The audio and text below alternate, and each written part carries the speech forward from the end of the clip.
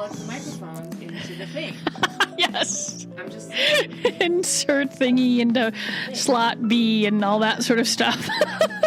We're like, oh, no, are the other mics not working? No, maybe we should just plug them in. Yeah. So, see, this is Thursday, which is a day late for the Great Northern Sexcast because our schedules are insane.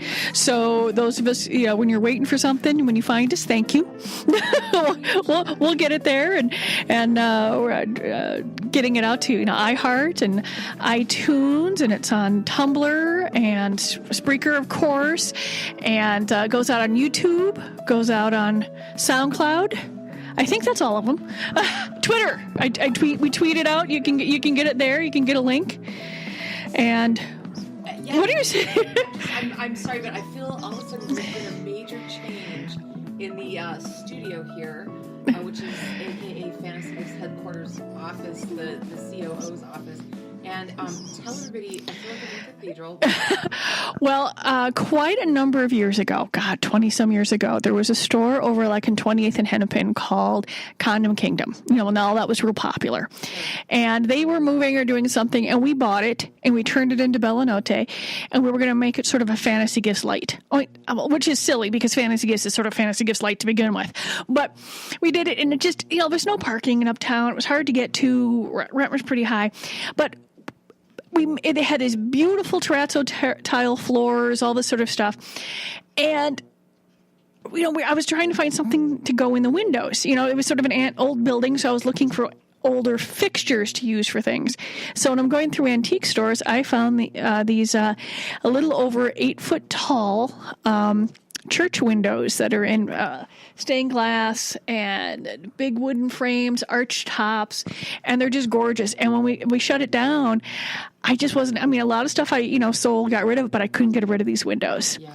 And they were in Eric's office, but we're going to be, our tenants are going to be using that space. So we rearranged a bunch of stuff, and they are now in my office. And honestly, they look spectacular. Why I didn't do this earlier, I have no idea, because they were in the garage for like 10 years or more.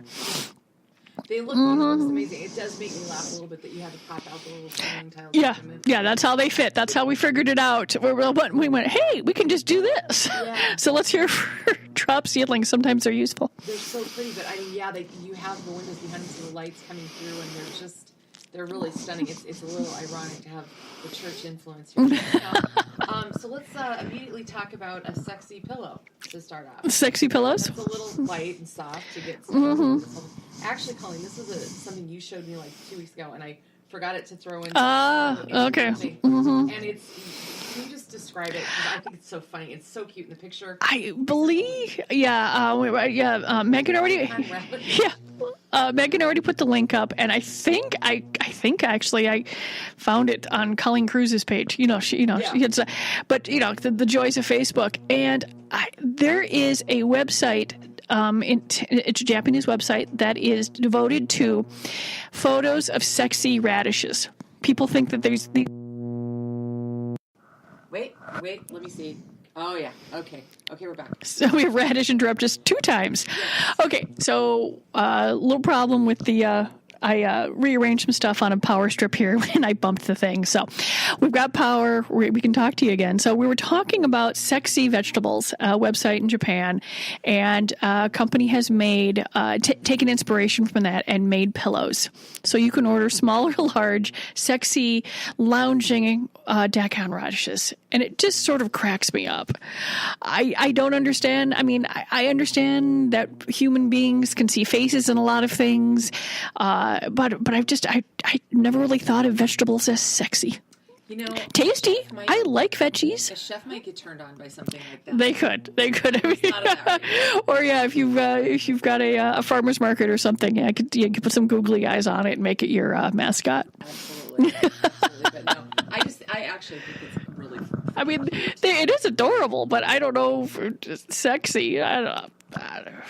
Lots of things I find sexy in this world. Radish is not going to be one of them.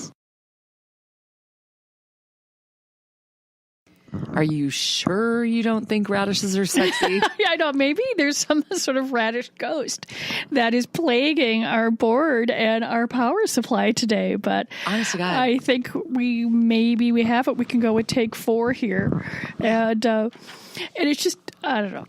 I'm trying to get back in the mood. Sometimes, well, we talk about, a hand job with the twist. Okay, a rusty trombone. Mm-hmm. This is the latest thing. And, we always look for this stuff. And I never know, Colleen, when we go to talk about this stuff, if I'm like, okay, is that interesting? Or is it weird? Or does it give me an idea of something to do later? Or is it something that we should all just do and not talk about? I don't know. So let me throw this out here. A rusty trombone is analingus plus a hand job on a guy, theoretically. And it's new and it's becoming a trend. People are posting about it, talking about it. Your thoughts? I think I'm pretty sure it's probably not new. But what's new about it is that people will talk about it. Admit it? Admit it. Just as going through there. Because it's a hand job with a little twist or things going on there. I'm hoping that, this would be great in the shower. Oh, yeah. You know what? Yeah. I mean, really, because everything all nice and clean. Going through there. I think this would be a good shower activity. Especially, have you seen some of the showers in hotel rooms now? They've taken out tubs and they put in these massive walk-in showers with about 5,000 spray jets at you. I don't want my shower to be smarter than me, but I could handle a small shower if there was like a bench and some grab you need bars. Yeah, you need grab bars for this sort of things. Although maybe that's what maybe. Although I think this would be good in a shower like that. Okay, you know what? I'm going to jump ahead for 1 second and just tell you that there is something for that very purpose. Here we go. Amazon is selling waterproof products for safe shower sex. And this is not safe on the STI front. It's safe on the don't slip and break your neck and crack your head front. These are sex in the shower, single locking foot rests. Okay, I got to start over. That's a lot of mouthful. Sex in the shower, single locking foot rest suction cup. I would probably... We did sell items like that. Okay. And we have, and depending on the large tiles you have, if they're not smooth or if the tiles are too small, we found that for the most part, they were not, a lot of people had problems getting them to adhere tight enough. Okay. One of the things is you might want to think about, especially getting older, is when I remodeled a bathroom for my parents, we put in bars and stuff like that. And you could just do that. And, it would be there for when you're late, when you're older and might need them. And now it could just be used as leverage. Perfect. And safety. Think about it. If you're remodeling your bathroom, think about safety and fun sex hand and footholds. Yes. Well, here's let me give you a couple reviews on this thing. It sells for $20. It can be stuck on wall or glass, and it claims to help people enjoy in the shower. But the one reviewer said, this cracks me up, couldn't find a girl to use this project. Gave me false hopes. Did stick to the wall nicely. Okay. So that was funny. Now, another person said, too big of a suction cup for 4x4 tiles. If your shower has 6-inch or larger tiles, it's good. I had to stick mine to the glass instead.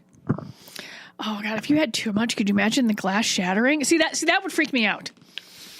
See, the common sense person in me, whole a tile or something like that, that would just, no. Well, and think about it. If you've got a glass, unless it's hard in there, but if you have a sliding glass door, these things rattle. I mean, okay, especially when it's brand new and you just put it in and you walk into it, which I did. I'll admit that. It was pretty funny.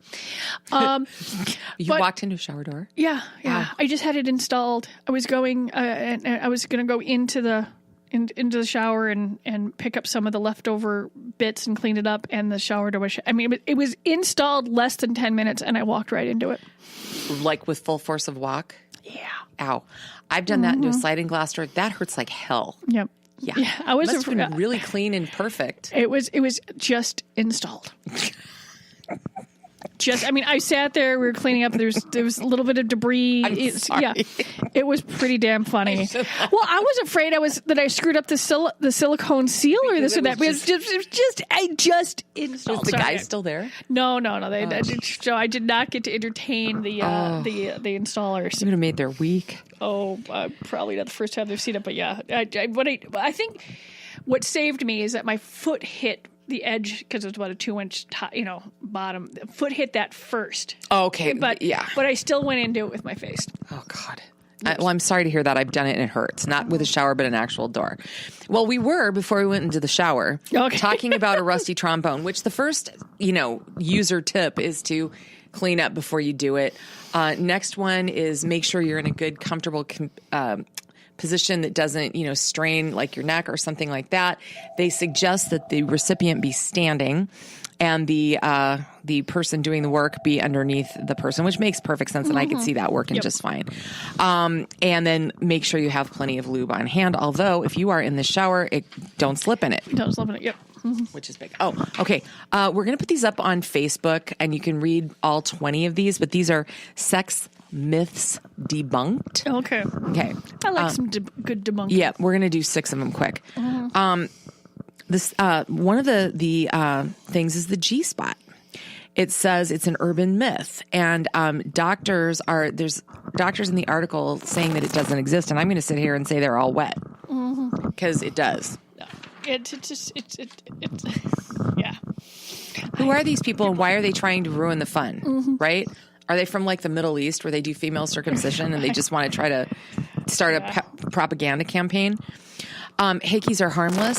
Everybody's had it. Sometimes you just wear a turtleneck, but they remind us that in 2011, a woman in New Zealand had a stroke after a lover sucked on her neck, and it led to an artery blockage. So it can cause a stroke, especially if you've already got some sort of a little aneurysm situation in the making. So neck fine. Arteries bad. Just make sure. Stay away from the carotid. Yeah. I'm just saying. Yep. Sex addiction. They're saying that it does not exist, and that it is not recognized as a legitimate psychiatric condition in the U.S. or the U.K.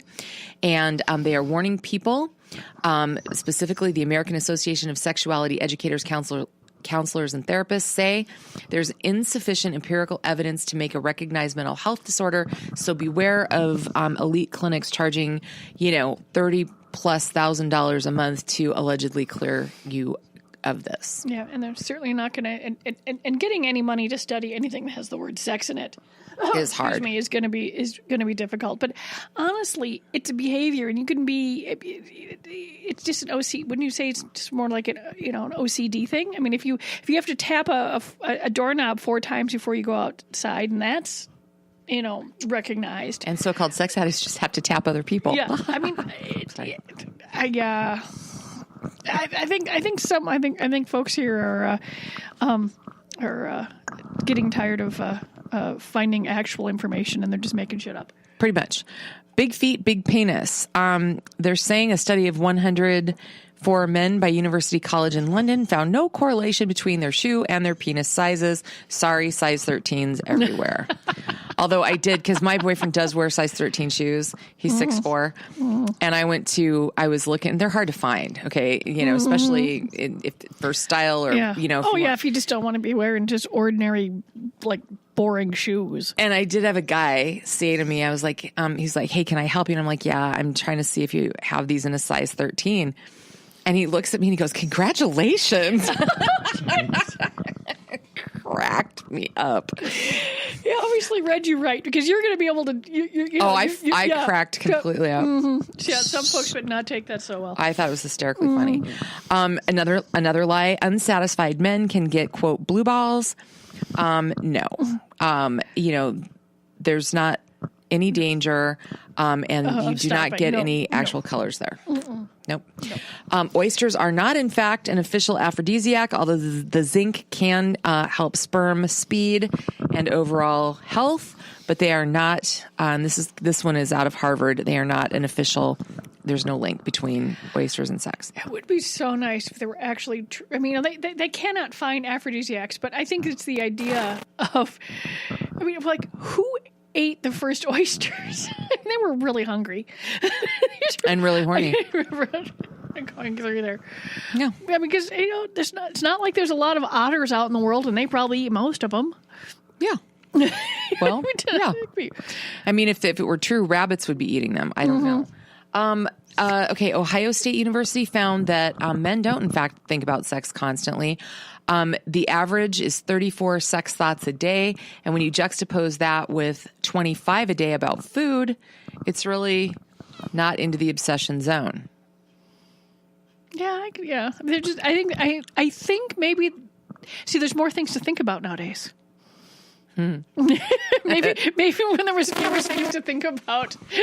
I suppose 34 times you think about sex. Yeah. Yeah. I mean, and then again, if you polled anyone here at the office, the results would be completely skewed because all we do is think about sex here. Yeah. It's your business. Yeah. No, I know. It's an interesting deal. Okay, so we talk about body image around here a lot and all the different things that go on. I mean, you have that addressed at like things like Pride, and you have it in the regular news and whatever. And because we deal with sex, we deal with bodies.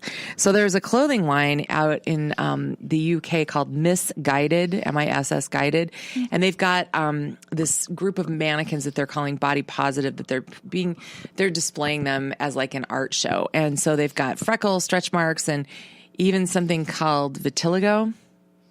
Don't know what that is. But a lot of... Gonna be Googling. Yeah, I don't know. I should have looked it up before I came in. But miffed customers are tweeting and posting everywhere saying, look, they're still all skinny. So they might have freckles, but they're all tiny. And if you really want to get serious about this, let's get some plus size mannequins. Yeah, Phyllis, our mannequin. It was named Phyllis. Yep.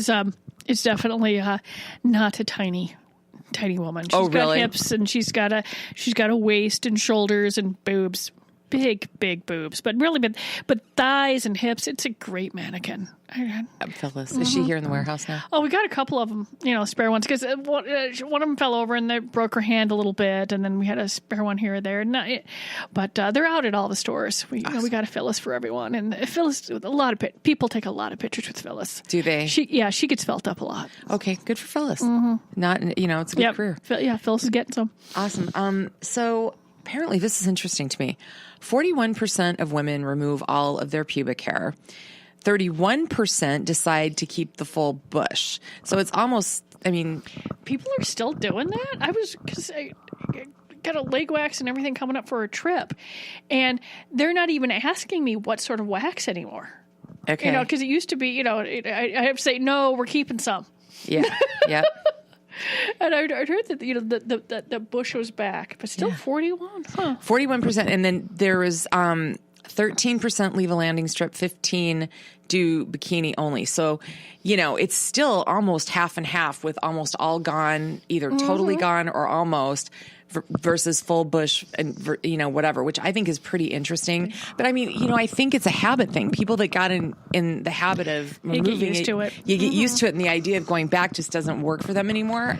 Yeah, maybe it's uncomfortable. I don't know, or gets caught in their underwear, or gets going like that. Because, I still remember, and I had a high school theater teacher who overheard guys in the guys' locker room being very confused, thinking that sanitary pads were worn sticky side up, so it was stuck to the hair. Oh, yeah, because they didn't understand, because they were teenage boys and doofuses. Oh.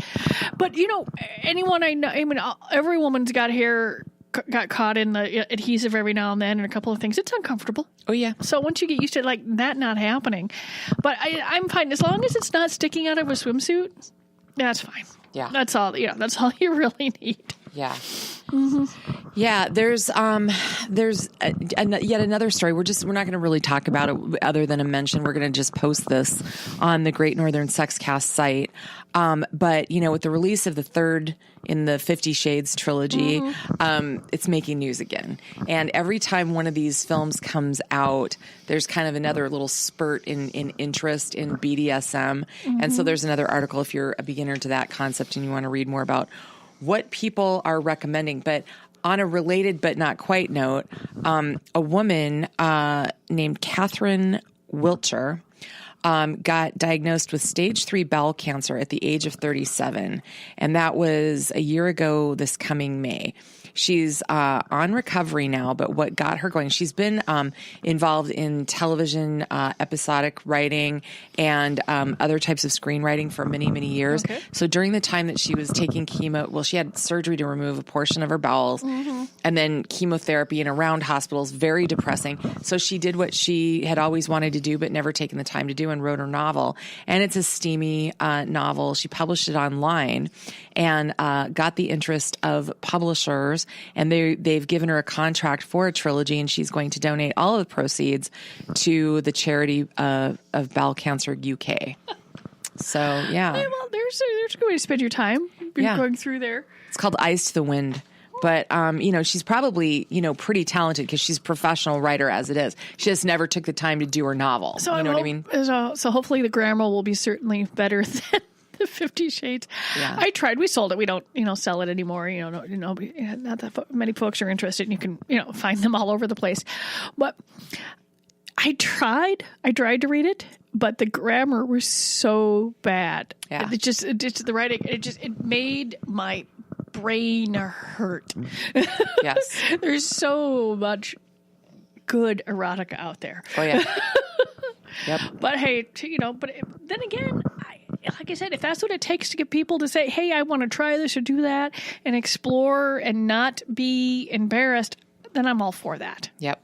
But I certainly wish it could have been done in a much less painful way. Yes. Yes.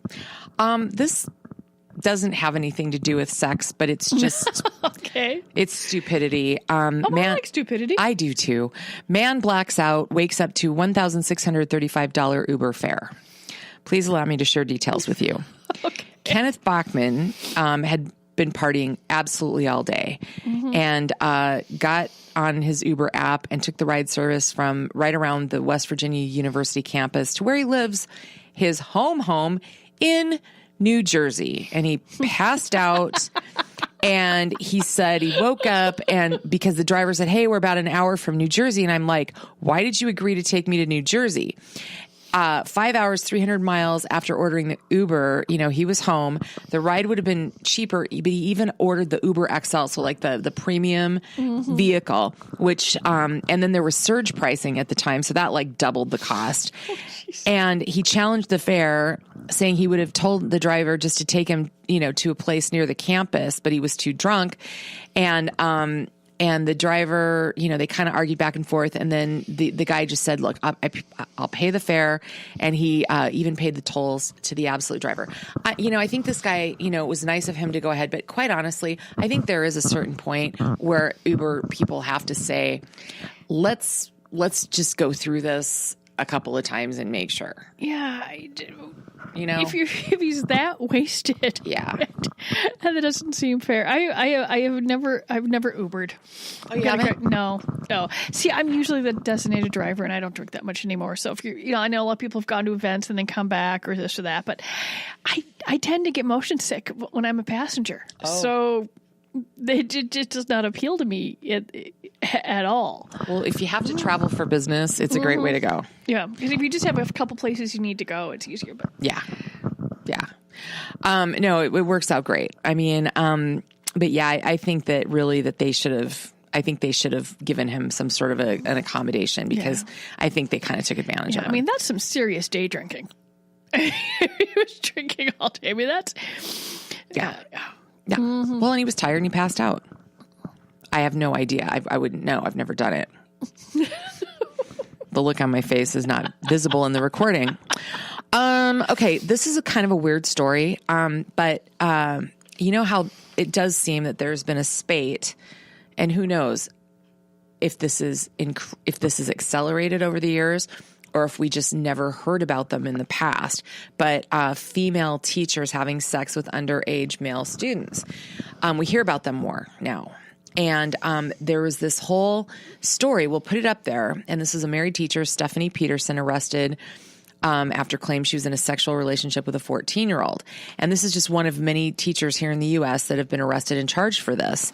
And, there's scores of them. There was one lady named Alexandria Vera. She went to jail for 10 years. She had sex with a 13-year-old, aborted his baby, blah, blah, blah, blah, blah. I think, well, first of all, it probably has been happening more since people could have birth control. And then also realizing that, everyone, even though it's a female teacher and a male student, it's just as wrong as the other way around. Because before it used to be, hey, look what look what the kid's doing. They realize that he's being taken advantage of. So I think it's just they're finally realizing that this is just as wrong as the other way around. Yeah. And sociologically, it probably took a while for it to be recognized. But here's what I think is kind of interesting. Andrea Darling from the criminology department at Durham University offers some insight, so to speak, from her research, opinion, whatever. She says this does not fit the mold of what many consider predatory pedophiles, which that's what you just said, sociological. But here she says, unlike other sex offenders, they do not specifically enter their professions to access children. She says her research has found that many, though not all of these women, appear to abuse because of their own unmet intimacy needs resulting from relationship problems, loneliness, and other things. That's her posit. And she says they're also different from other female sex offenders in that they're generally older, more affluent, have better social skills, and fewer issues with substance abuse. Still wrong. Oh, I'm not saying it's not wrong. She's just saying. But it's like, so the reasons are different, but it probably would, probably helps to, when they have to go through therapy and stuff like that. But still. Yeah. You got to have, you can't probably come at it from a treatment point without knowing the causes. Yeah. And I'm sure there's different triggers. Okay. So, this is a story in the New York Times, and we've talked about this before. Okay. Apps that can, have people register their consent. So in case somebody tries to go back later. So here's another one, Legal Fling. And, there's a whole story about it. It's kind of interesting. But basically, this company says, hey, look, it's fun, it's clear, it's funny. It has everybody kind of agree to the rules. Is there a checklist? Yeah. Yes, I'll do this. Yes, I'll do this. Yes, I'll do this. Yep. And then hopefully say, no, I won't do that. Or we'll negotiate this in 15 minutes. Yeah. And it's stored on blockchain. I mean, which is the new, thing that they're thinking about starting to use property transfer records. I mean, blockchain is making its way into banking. I mean, this is kind of an interesting deal. But anyway, here's the problem with it. When yes turns to no, and that happens. Yep. And unless the app is right there, it can't catch it. While some of it could hold up in court, there's a whole hole that you can drive a truck through, so to speak, on circumstances that change. And maybe this person, he, she, whoever changes their mind can't get to the... Yeah, they can't do it because what if someone sobers up? What if something? What if the demeanor of someone changes? I mean, it's perfectly fine to say it was yes and now it's no, and the other person has to like stop. And the idea that once a yes is always a yes is an important. Talk about myths. Yeah, right there. Yeah. And, so it's ongoing consent. And I don't, you're right, how an app would do that. And unless I don't know, have your phone right there and every 5 minutes, it makes you press a button saying yes or that no. sounds really fun, doesn't it? Yeah, I would be a little. Then again, we've talked about the amount of people who have that are on their phones during sex. Yeah, of the different generation. I don't know how you would manage that, but okay, it's going through there. I don't either. I have no idea. And so I mean, read the article. It's kind of fascinating, but there's also this whole thing where. You could look at this two ways. If somebody says, hey, let's use this app just to get everything documented, you could say, well, this person is not going to abuse me because they're trying to go through the things. Or maybe they are trying to abuse you, and this is the thing that's allowed to get you to let your defenses down. You know what I mean? They're being, set up knowing they're not going to be able to get to it. Or I don't know. I mean, it's weird. Hopefully one day people will just realize that people are allowed to change their minds and people are allowed to say no. And it's not a personal affront. You are not entitled to someone else's body. Right. Mm-hmm. Yes, indeed. Okay, so there is an epic story Okay. about Facebook advertising, which, Colleen, you are, Facebook and all sorts of other things. I mean, you can't even have the real name of your business on your signage here at Fantasy Gifts headquarters because of a city ordinance. Yeah, no. Just the people who sold it to us sort of panicked, but I'm like, whatever, I don't care. I still have enough people that find us and knock on the door because of Google, thinking that we're the store. The store? Yeah. Oh, I see. A couple times a week. No kidding. That often? Yeah. Oh, I'm shocked. Well, it doesn't look like a store. Yeah. Nothing about the exterior of this building looks like retail friendly. Nope. There's trucks and loading docks and a warehouse full of dildos. Okay. I know. Well, Facebook, I don't know. I love hate Facebook. Kind of. Yeah, well, I learned a long time ago. I curated, who I have on there. I have thousands of sites and people blocked. I mean, I just don't even bother. So I use it exactly the way that I want to use it. And so to some extent, I'm always confused by other people's frustrations with it because I'm like, all you got to do is delete or block. But I've been doing it since the beginning. Mm-hmm. So when let's say I comment on something or I just see something's cute and it says like 8 people have commented. The amount of times when I see when I go and there's only like 4 people there, that tells me I blocked those people. Oh, that's funny. Or I blocked a site or this or that. I just don't see it. And the same with Twitter. When I started that, I immediately started, just block. And it's exactly the way that I need it to be. So I don't know, people just... Well, my whole thing, mine is not that I'm frustrated with people because I block people that bug me. I mean, that's not the issue. I struggle sometimes, and I've kind of been going through this for a while, where I don't know what to post anymore because there's just been so many weird things going on that anything I can think of to say. And I'm kind of a cut up, really, but it's like sometimes it just feels so inappropriate when like people are shot at a school or to talk about post my dog picture. I don't know. I post my cats all the damn time. I'd rather see dogs and cats and people's food. I have no problems with people's vacation shots. No, I love stuff like that. I like and that. it just but there's been plenty of folks that I've muted this or that I'm just like, okay, they post way too much. Yeah. Or there's something going through there. Yeah. No, and I hate how, this one guy, I don't mind keeping him in my periphery, but all of a sudden he was just dominating my feed all the time.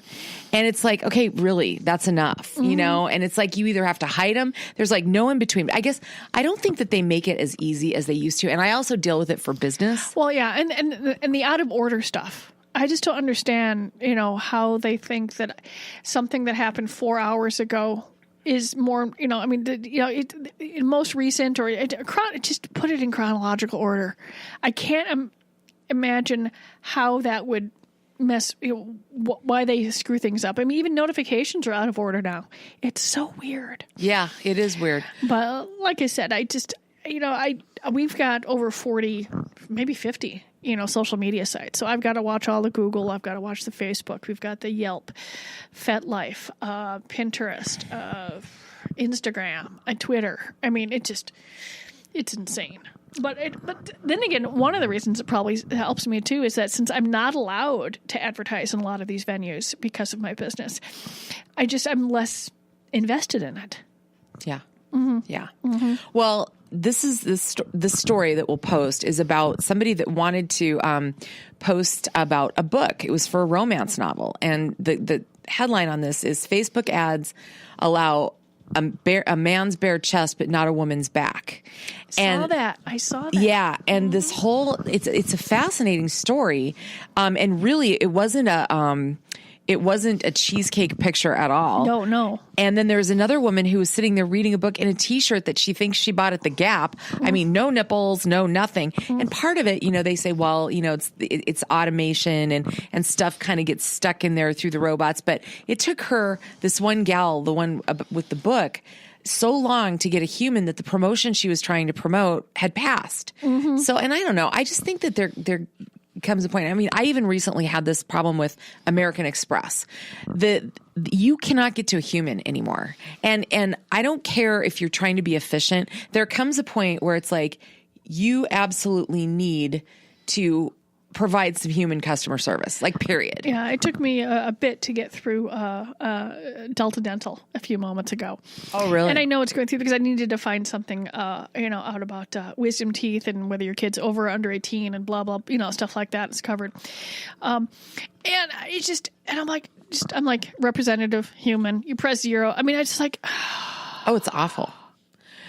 But I only sit, the thing is, I only sit down at the phone when I know I have time. Yeah. You just can't. You can't try and hurry anything up anymore because the phone trees are.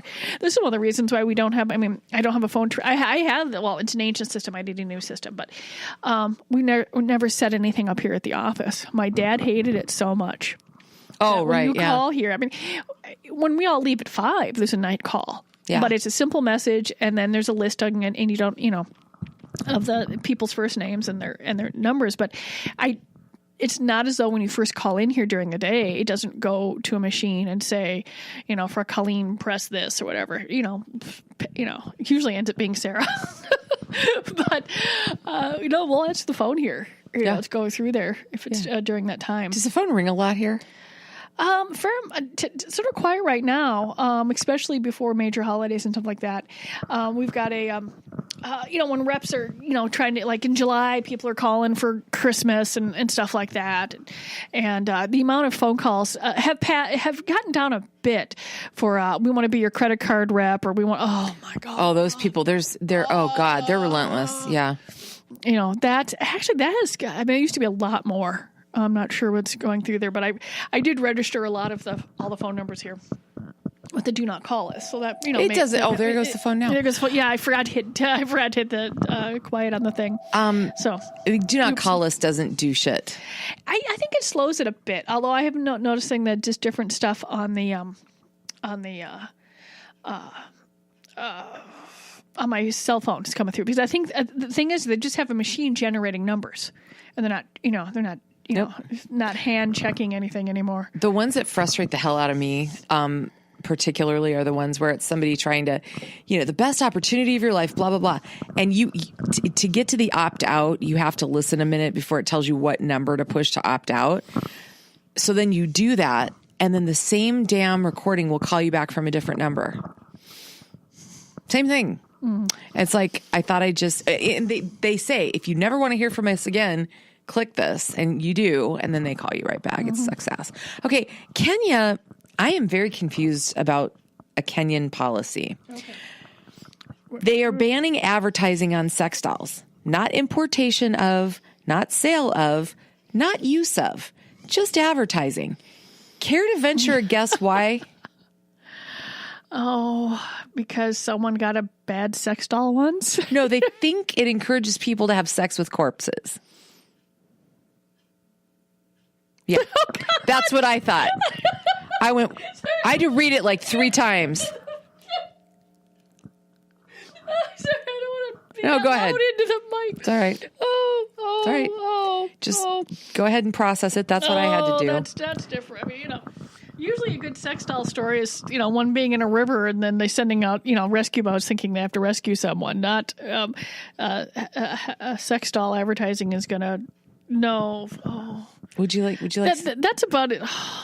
Honestly, I'm care for some more details? I'm pretty sure in Kenya they got other things to worry about. Just saying. Okay, check this out. So, they're saying that they can't have any advertising at this film festival that's coming up, and it's a pretty good opportunity. And God knows Kenya could use some infusion of money and juju, right? But nope. So the board said nope. The use of sex dolls is like necrophilia, and so the quote is: anybody who dares to advertise those things will have us to reckon with. Our mandate is on what Kenyans consume, and advertising such things is immoral and wrong. You cannot promote sex with a robot as a way of life. We must protect our children from these things. There's no difference between having sex with Samantha, that's the famous doll, and having sex with a corpse. What do these people do in their private lives that they come up with this crap? I'm always or not do. Yeah. I'm always fascinated by just the the way that people want to control other people's sex lives, just mind-boggling. And I mean, even as a kid, before I even knew what a lot of this stuff was, I would see stuff and go, how is that a thing? I mean, just fascinating. I mean, there was